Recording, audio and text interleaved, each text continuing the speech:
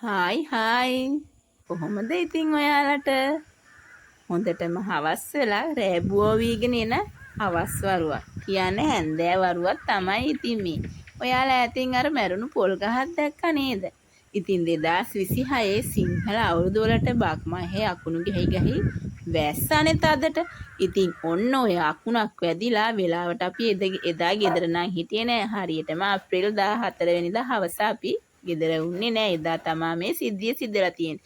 අපේ වත්තේ පොල් ගස් කීපයකටම ඉතින් අකුණු වැදිලා. ඉතින් විකුණ ගන්න පුළුවන් ඒවා විකුණුවා. ඒක විකුණන්න බෑ පොඩි පැල ගහන්නේ. ඉතින් ඒක වත්තේ කෙරෝලි නිසා ඒ විදිහටම මැරිලා යන්නේ ඉඩ ඇරියා.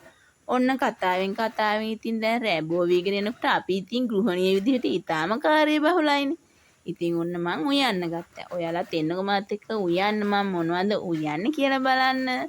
ඉතින් මාළු මිරිස් කිරට හොදි හදලා රාම්බු උයලයි එකට දාලා උයලා චරුස් ගාන ඉතින් පපඩනේකුත් එපෑ ඒකත් බැදගෙන සැරට කන්න මිරිස් කාලලකුත් බැද ගන්න තමයි මම මේ යන්නේ.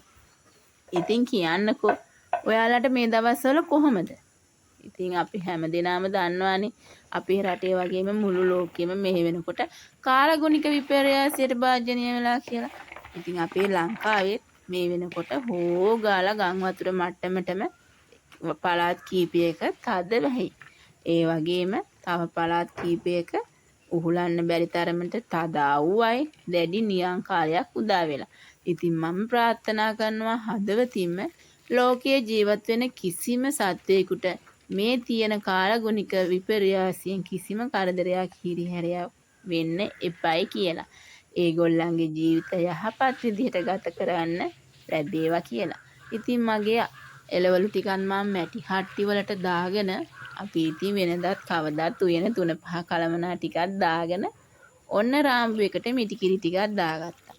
ඉතින් මේ හොදි හදන්න යන මාළු මිරිස් එක නම් ටිකක් වැඩිපුර ඉතින් කිරි තියලා හොදි හදා ගන්න ඕන. මොකද අපේ ගෙදර ඉන්නවා හොද්දු දෙන්නේ. හොදි තිබුණ නැත්නම් ඉතින් බරබරේ ටිකක් වැඩි.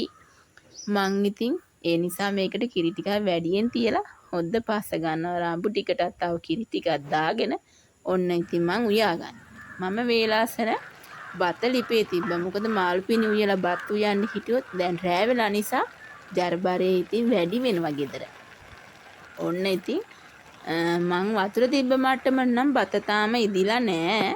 මොකද අපේ ගෙදර බත් ඇටේ පොඩි වෙන මට්ටමට ඉදෙන්න ඕන. හාල් වගේ බත් කන්න කැමති නෑ ඉතින්. ඒ විදිහට තමයි අපේ ගෙදර කන්නේ. ඒ නිසා මං ඒක තව ටිකක් වහගෙන උයා ගන්නවා. ඕන් ඉතින් බතත් බාගෙන මගේ රාම්බු ඇතිලිය මම රාම්බු මාළුව ලිපේ තියාගත්තා. මං මේවට ටිකක් මිරිස් වැඩියෙන් පාවිච්චි කරා රාම්බු එකට. මොකද අපේ ගෙදර ටිකක් සැරට වැඩියෙන් කනවා. අපේ පොඩි කට්ටියට උනත් ඒක පුරුදු වෙලා අපි ඉතින් මහත්තයාට සැරට අනිවාර්යෙන්ම ඕන නිසා ඉතින් අපේ ගෙදර ඒ විදිහටමයි උයන්නේ. ඒක කාටත් පුරුදු වෙලා හින්දා කිසි ප්‍රශ්නයක් නෑ. ඉතින් චුට්ටක් සැර උණයි කියලා අවුලක් නෑ. ඉතින් ඉස්කෝලවලත් නිවාඩුයිනේ නේද? ඒ කොච්චර නිවාඩු තිබ්බත් ගෘහණිය වෙච්ච අපිට ඉතින් ඔය නිවාඩු ලැබෙන්නේ නෑනේ. ඒක ඉතින් අපි කවුරුත් දන්න දෙන්නේ නේද?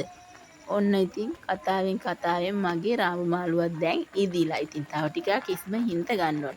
ඒක නෙමෙයි හොඳම වැඩේ. මම මේකට දැන් තමයි රාම්ප කරපිංච දාගත්තේ. ඉතින් මෙහෙම දාලා උයනකොට කෑම හරීම රසයි. ඒ වගේම සුවඳවත්. ඔයාලා දන්නවද? මගේ තියෙන කාර්යබහුලතාවයත් එක්ක මම උයනකොට සමහරක් දාට මාළු පින්න ඉදෙන කම්ම 3-5 දාදා උයන අවස්ථා තියෙනවා. හැබැයි ඒ විදිහට උයන කෑම නම් මාර රසයි. මට දැන් ඒ ක්‍රමේ පුරුදු වෙලා. මට නිවාඩු උයන වෙලාවට උනත් මම ඒ ක්‍රමෙට තමයි උයන්නේ. ඉතින් ඕම් රාම්බු එකත් බාගෙන මගේ මාළු මිරිස් හොදි එක ලිපේ තිබ්බා. ඔයාලට පේනවනේ ලිපේ ගින්දරත් ඔන්න හුළඟ යනවා. අදට සුළං හමන වෙලාවක් ඉතින් දැන්. මගේ මේ දර ලිප තියෙන ඉතින් එළියේ කුස්සියෙන් එළියට වෙන්න මඩුවක තමයි තියෙන්නේ. ඉතින් මම වහින කාලෙට ගෑස් එකේ උයනවා.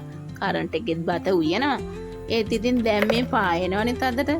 කාගේවත් ගෑස් බලන්න ඕනේ නෑ නේද? පිට රටින් ගෑස් එනකන් ඉන්න ඕනේ නෑ. ඉතින් පුළුවන් වෙලාවේ මේ ගිනි ගහන්න පායන වෙලේ දර කෑල්ලක් හොයලා දාලා දර ලිපේ උයා ගන්නවා. ඉතින් කොච්චර කාර්යබහුල තිබුණත් මට මේ දේ කරන්න පුළුවන්. ඉතින් ඔෆිස් යන අය නම් මේක අමාරු වෙන්න පුළුවන්. ඉතින් ඔන්න පපඩණියකුත් බැද ගන්නවා. ඔන්න ඉතින් දැන් මම පපඩම් බදින්නම් තාච්චියේ මගේ මිරිස් ටිකයි පපඩම් ටිකයි බදින්න ඕන ප්‍රමාණයට තෙල් දාන්න. මොකද මේක ආයේ අද දවසේ පාවිච්චි කරන්නේ නැති හන්දා හෙට හොඳ නෑ. බැරලෝහ වර්ග ඉතින් ඕවා මේ වගේ තියෙනවයි කියනවනේ. මොකද ඉතින් දැනම වස විස දාගන්නේ නේද. ඔන්න මිරිස් ටිකත් බැද්දින්ද දාගත්තා. ඉතින් පුංචි ඉල්ලීමක් කරනවා මගේ මේ කාලා ෆැමිලි YouTube channel එක පටන් ගන්න දැන් අවුරුදු 2කට වැඩි. ඉතින් ඒක සාර්ථක වුණේ නෑ. හැමදේම සම්පූර්ණ කරගෙන දෙයක් කරන්න බෑ කියන එක තේරුම් ගත්ත නිසා මමත් පුංචි වීඩියෝ දාන්න පටන් ගත්තා. ඉතින් මගේ මේ වීඩියෝ එකෙන් ඔයාට එක වචනයකින් හරි යමක් ලැබුණා නම් මාව subscribe කරලා ලස්සන like කමෙන්ට් එකක් දාලා like එකක් දාගෙන යන්න මගේ කියන්න ගත්ත බව හිතන්න මම මේ වෙලාවේ පොඩ්ඩක් පිරිසිදු කරගන්න. මොකද සීන්ක් එකක් නැදගෙන පහවදා කුස්සියට එනකොට Tamanට හිතේ සතුටින් වැඩපොළ කරන්න පුළුවන් ලස්සන කුස්සියක් තියෙන්න ඕන. අපේ ගෘහණියක් විදිහට හැමෝගෙම ආසාව ඒක වෙන්න ඕන. ඒකම තමයි. ඉතින් ඔන්න දැන් නම් හොඳටම රෑ වෙලා දැන් මේ වෙනකොට 6:45 විතර වෙලා. ඉතින් මේ තියෙන්නේ මං උයාගත්ත මගේ කෑම පිඟාන. ඉතින් මම මේක රස බලන්න. එතකන් ගිහින් එන්න. ඔයාලා ආදරයෙන් පරිස්සමින් සතුටින්